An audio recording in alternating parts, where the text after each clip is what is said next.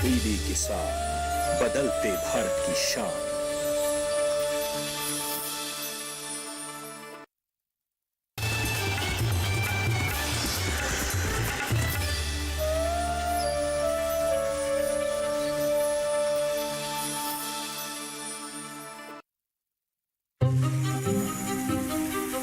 मसूर, तुअर, उड़द, चना, ये सब दालों के नाम हैं। ये तो आपको बताने की जरूरत नहीं है।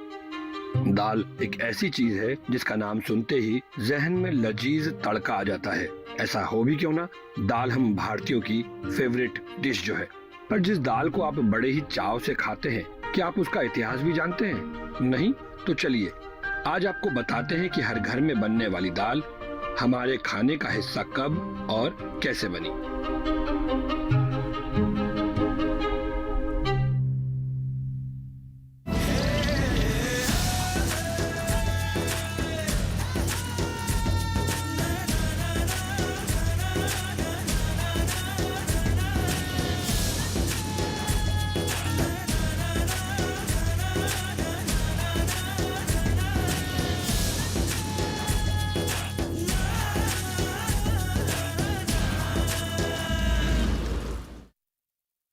दाल यानी प्रोटीन की खान, स्वाद में लाजवाब और सेहत का पर्याय।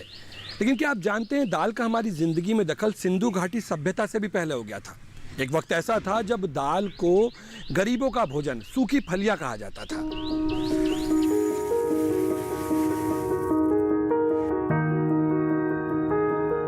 वक्त के साथ दाल को लेकर लोगों की सोच बदली और दाल को स्टेटस सिंबल माना जाने लगा। ये गरीबों के भोजन से उठकर अमीरों के दस्तरख्वान का हिस्सा बन गई। एक वक्त ऐसा था जब राजा महाराजाओं के घरों में दाल किसी मेहमान के आने के दौरान ही बनाई जाती थी।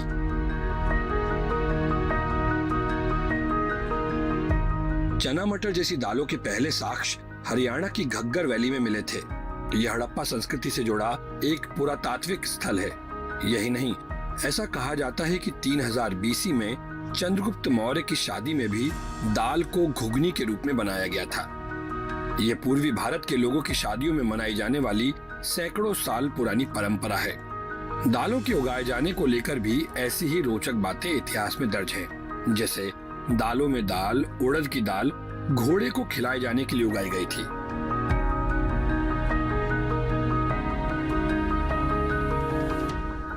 ये जो इलाका है दिल्ली और से लगा हुआ पश्चिमी उत्तर प्रदेश का, यहाँ पे उड़द की दाल काफ़ी पैदा होती है ना। मूंग की नहीं होती उतनी जितनी उड़द की पैदा की जाती है। यहाँ का पारंपरिक भोजन भी उड़द की दाल और ज्वार की रोटी या गेहूं की रोटी रही है।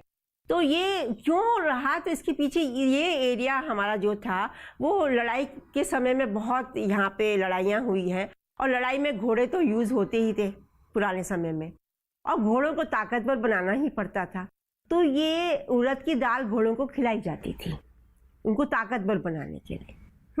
तो इसलिए उड़द की दाल ज़्यादा पैदावार भी करी गई इस एरिया में। पश्चिम उत्तर प्रदेश में रोजमर्रा के जीवन में रोटी और उड़द की दाल का सादा भोजन ही खाया जाता रहा है। और ये उड़द की दाल आज की दाल मखनी की तरह नहीं होती थी, बल्कि बिल्कुल सादी उड़द की दाल प्रयोग में लाई जाती थी। हाँ, घी का अच्छा छौंका जरूर लगाया जाता था। कभी कभी ठंड में इसके साथ हरी मेथी और अदरक के लच्छे भी छौंक में इस्तेमाल कर लिए जाते थे।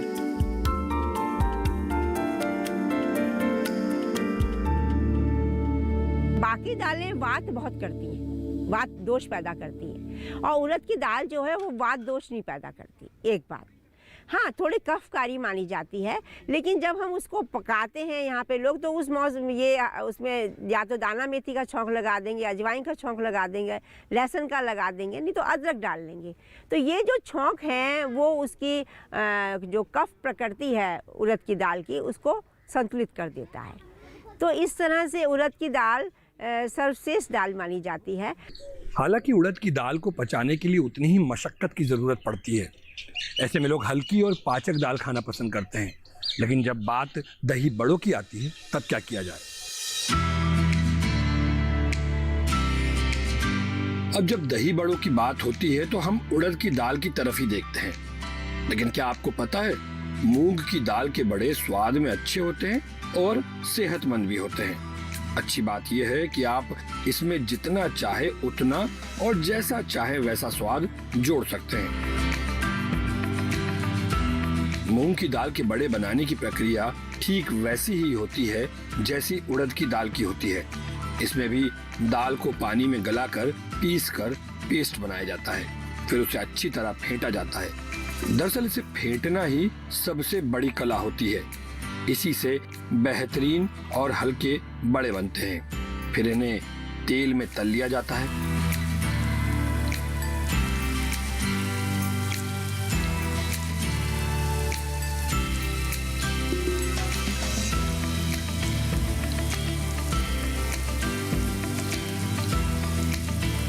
खास बात यह है कि इस दाल के पेस्ट में कुछ भी नमक मसाला नहीं मिलाया जाता, बल्कि तलने के बाद इन्हें नमक के पानी में डाला जाता है।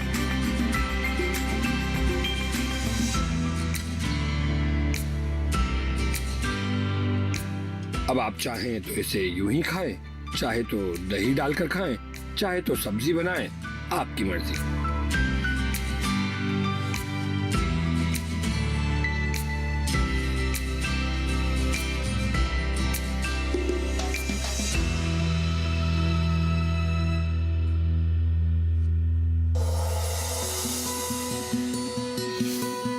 फिलहाल वक्त हो गया एक ब्रेक का। ब्रेक के बाद देखेंगे दाल से बना हुआ एक खास व्यंजन।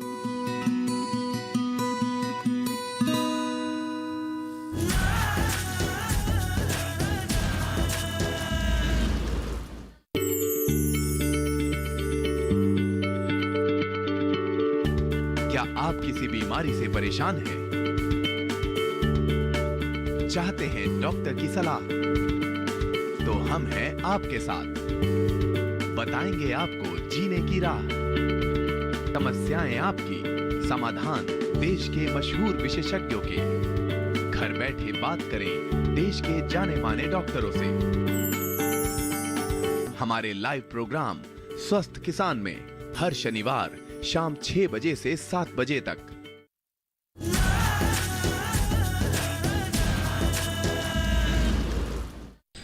जैसा कि हम आपको पहले भी बता चुके हैं कि दालों में उड़द की दाल सबसे ज़्यादा पौष्टिक होती है। तो आइए उसी के एक पारंपरिक व्यंजन की बात करते हैं।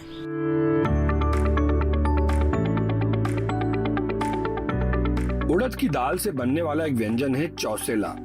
ये पूर्वी मध्य प्रदेश का भोजन है। इसे बनाने के लिए ये समझ लेते हैं कि इसमें सामग्री क्या क्या लगती है।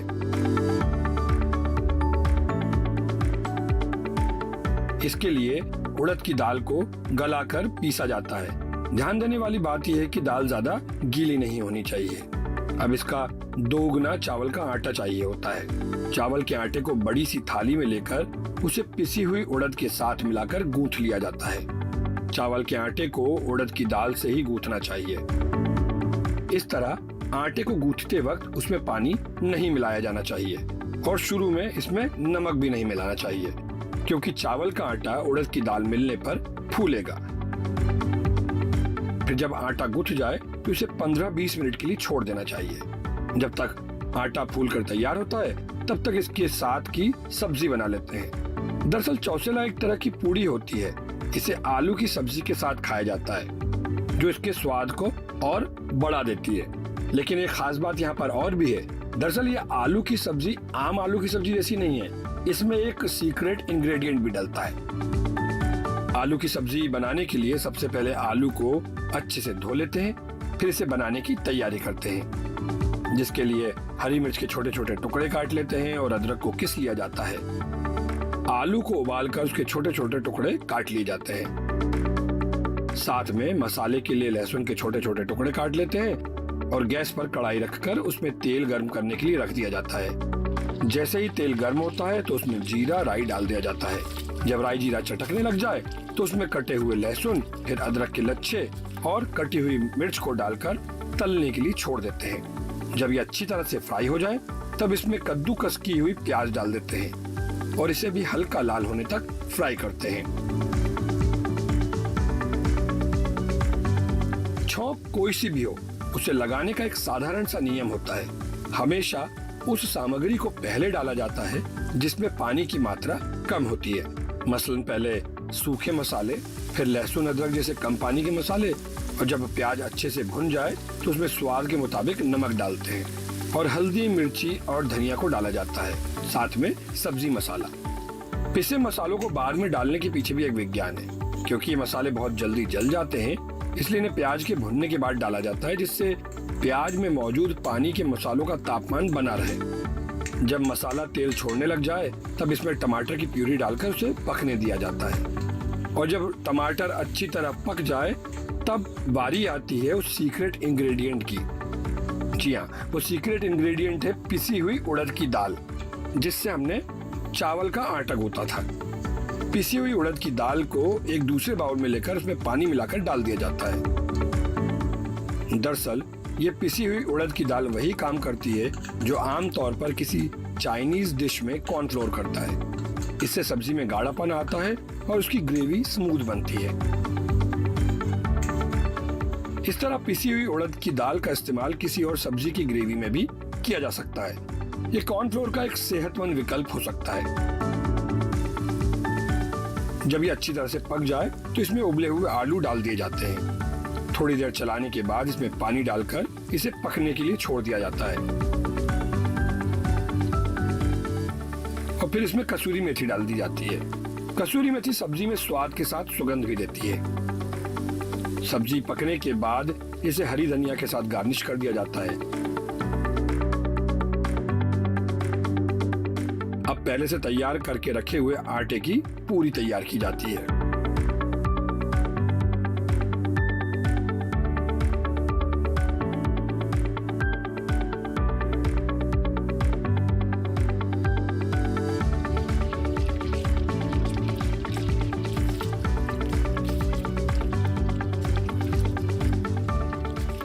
इस तरह तैयार सब्जी और पूरी को आम के अचार, नींबू, अजवाइन वाले काले नमक में तैयार अदरक के लच्छे और हरी मिर्च और प्याज के साथ परोसा जाता है। खास बात यह है कि उड़द की दाल और चावल के आटे से बनी हुई पूरी तेल ज्यादा नहीं सोखती है और खाने में सेहतमंद होती है।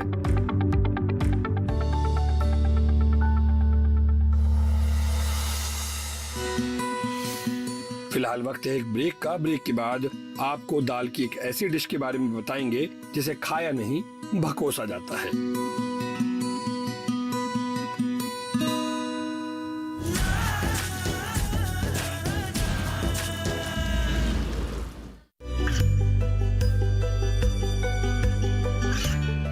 गांवों और पिछड़े क्षेत्रों में सरकारी योजनाओं की जानकारी पहुंचा। देश में कौशल और क्षमता विकास कर ग्रामीणों को सामाजिक बदलाव और विकास से जोड़ने की दूरदर्शन किसान की पहल चौपाल चर्चा देखें सोमवार से शुक्रवार सुबह 9 बजे।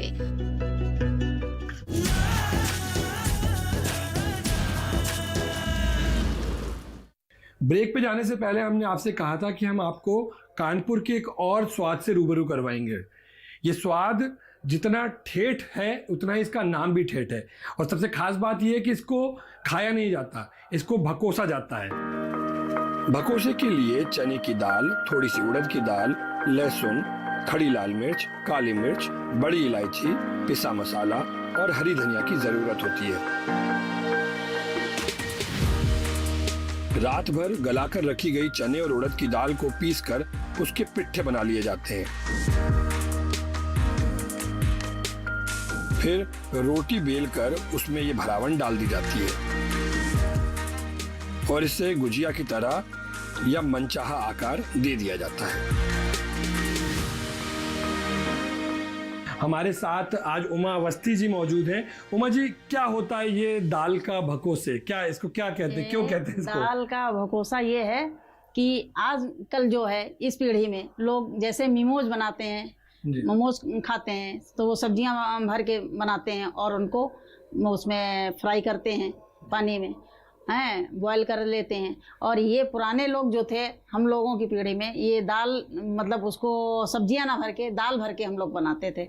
ये अच्छी आपने इंटरेस्टिंग बताई कि पुराने जमाने का मोमोज है ये। हाँ, ये बड़ी मोमोज अच्छी है, बात है। हाँ। हाँ। ये पुराने जमाने वाला मोमोज होना चाहिए, वो है। ओके। हैं, और उसकी जगह हम लोग दाल भरते हैं, और आजकल लोग सब्जियां भरते हैं, और मैदे में बनाते हैं, हम लोग आटे में बनाते हैं। ये एक इस चीज की खास बात है कि इसको आटे में बनाया जाता है। मतलब अगर हम देखें तो ये पुराने जमाने में जब हम आज मोमोज, बच्चे जो मोमोज खाते हैं, अगर वो देखें तो ये पुराने समय से बनाया जा रहा है। और खास बात ये कि मैदे की जगह इसमें आटा आ गया है जिसको सेहतमंद बना देगा। सेहतमंद बना। और साथ में इसमें दालें हैं। दालें इसको हैं। क्या प्रक्रिया होती है इसको बनाने की, कैसे किया जाता है? मतलब चने की दाल है, जैसे हम ले लेते हैं जी।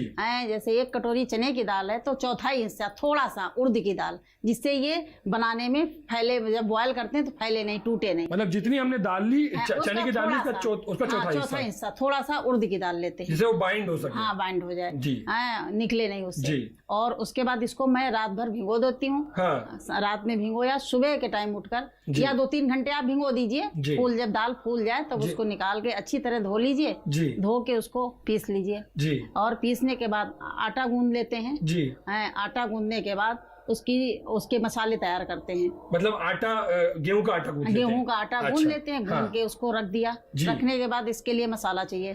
तो मसाले में हम लोग धनिया है, जैसे है, सौंफ है, और ये क्या नाम, काली मिर्च है, बड़ी इलायची है, और लहसुन की कलियां हैं, मिर्च है, हरी मिर्च डाल लीजिए, लाल मिर्च डाल लीजिए, दोनों 2-4 लाल मिर्च डाल ली, और हींग हो गई। ये सारा मसाला हम लोग पीस लिया, और हींग को जो है बाद में डालते हैं दाल में। अच्छा। हाँ, ये मसाले, धनिया है, सौंफ है, काली मिर्च है, और बड़ी इलायची है, जीरा है, ये 4-5 जो चीजें हैं इनको पीस लिया। मिक्सी में या सिलौटी में पहले पीसते थे।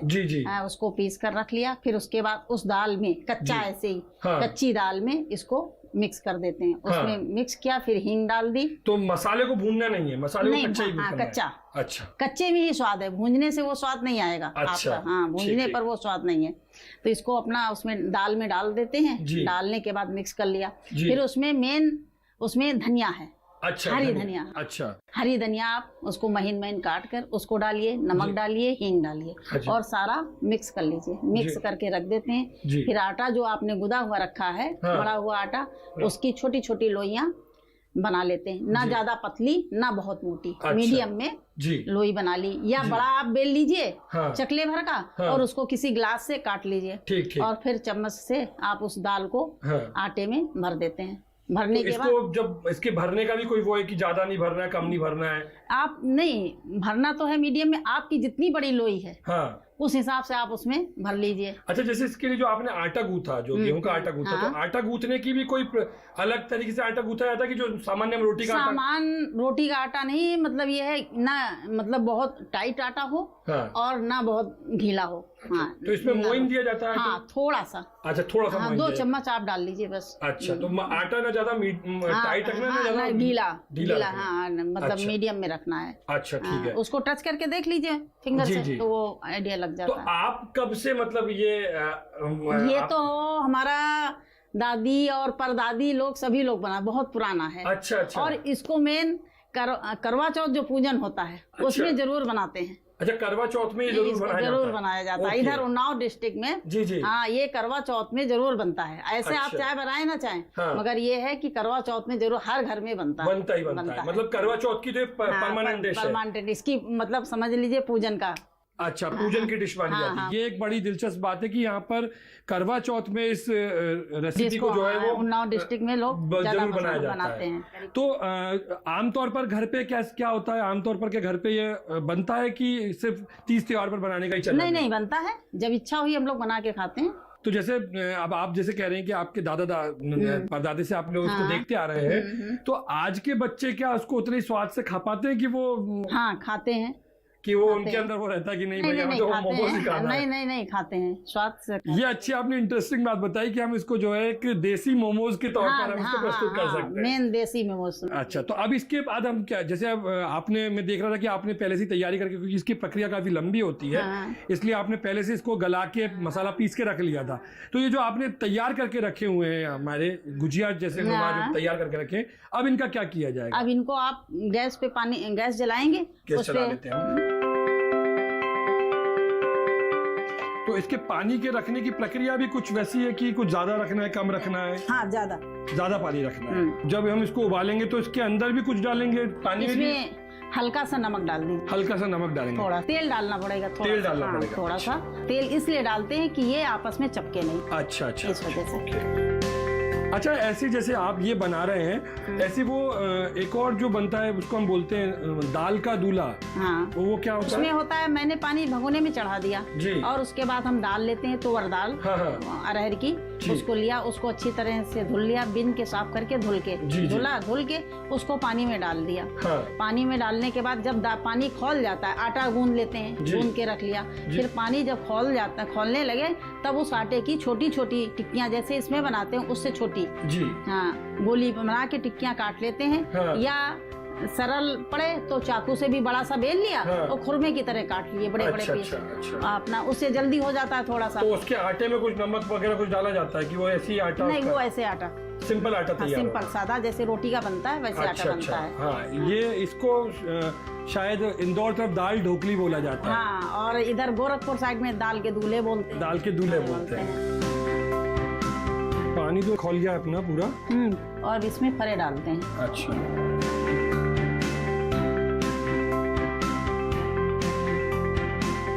और ये थोड़ा सा दबा के ही डालना है जिससे खुले नहीं। हाँ, ये बहुत ध्यान देने वाली बात है कि वो खुले नहीं तो वो अंदर पूरा फैल जाएगा। नहीं फैलेगा नहीं, ये है कि पानी भर जाता है। अच्छा, इसके अंदर पानी भर जाएगा। अब ये 45 मिनट तक ऐसे उबलता रहेगा। हाँ, ऐसे किसको हम ढक के उबालेंगे?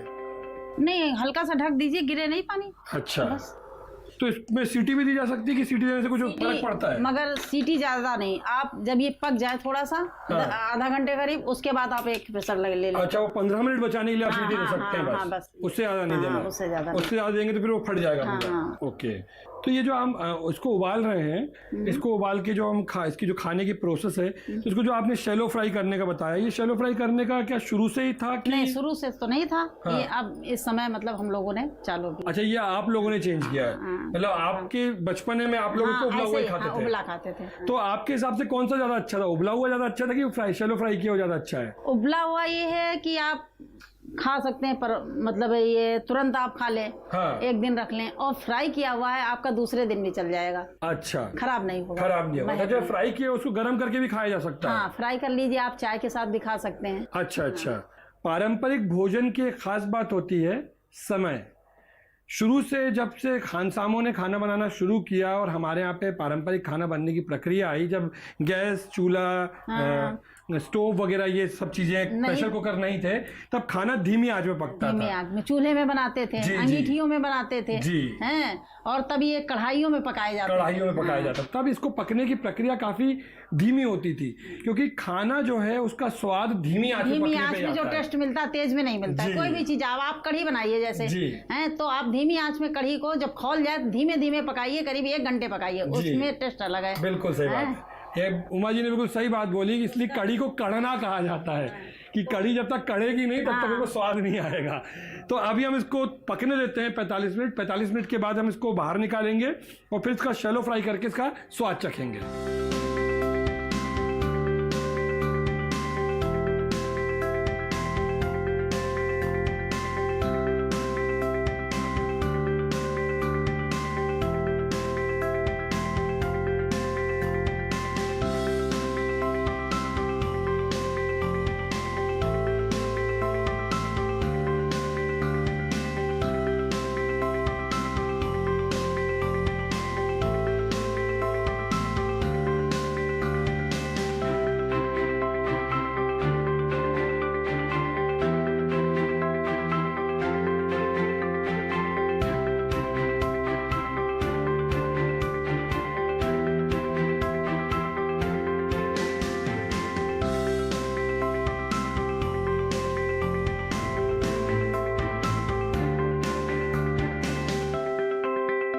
ये जो दाल के भकोसे हैं ये लगभग तैयार हो चुके हैं और अब इसको खाने का वक्त हो गया है। इसको आम तौर पर चटनी और जामुन के सिरके के साथ खाया जाता है। जामुन के सिरके के साथ इसको डिप करके खाया जाता है। जैसे आजकल बच्चे जो हैं वो बर्गर उसमें मेयोनीज़ या दूसरी चीज़ों के लिए मेयोनीज़ की डिप बन गई है, उसी तरीके से ये एक जामुन के सिरके का डिप है जिसमें इसको डालकर खाया जाता है। दरअसल अगर हम देखें तो हमारे पुराने तरीकों में वो सारी चीज़ें मौजूद हैं जिसको हम लोगों ने आधुनिकता के तौर में बदल दिया, जबकि हमारे पास स्वाद और सेहत दोनों ही चीज़ें मौजूद थी। तो हमें बस करना कुछ नहीं, हमें थोड़ा सा पीछे मुड़कर देखना है और शायद हमारे स्वाद के साथ हमारी सेहत भी बरकरार रहेगी। आज के लिए बस इतना ही, अगले हफ्ते फिर मिलेंगे किसी नए स्वाद की तलाश में। तब तक अपना और अपनों का ख्याल रखिए।